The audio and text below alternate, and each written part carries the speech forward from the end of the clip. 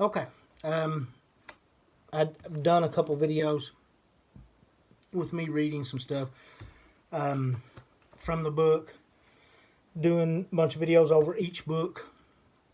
I don't know what order these will be put up online yet, so I don't know what you've seen yet. I done a video reading a poem that was in the Voices 2 literary journal. I done that for A Voice in the Mountains after we done a radio interview, and that's got a lot of positive reviews. I've had numerous people ask me about doing something similar. I guess they want an idea of kind of what's in the book.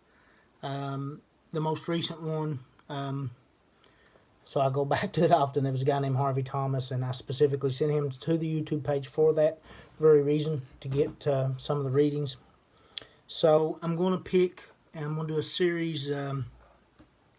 There'll be probably about 4 or 5 videos in this series. They'll be short, much shorter videos than the 30-minute synopsis on Coal Kingdom that we done. I appreciate anybody that sat through that. But this is a very short video. We're going to do one reading of one poem out of Coal Kingdom. I'm kind of going to do these in order.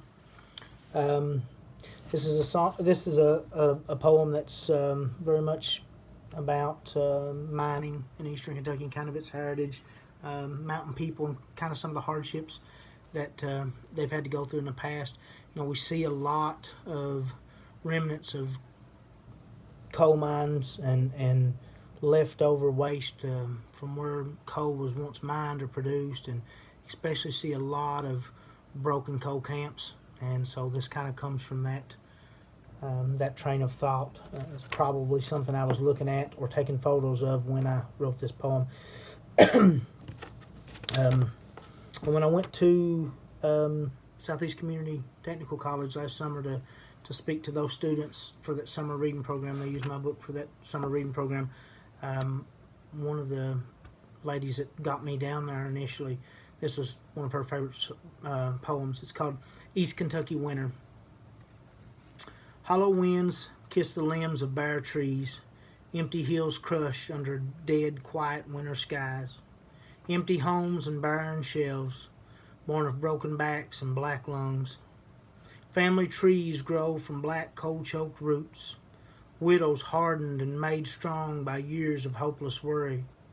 Sculpted from long sleepless nights and real fears. The death of progress from the birth of change.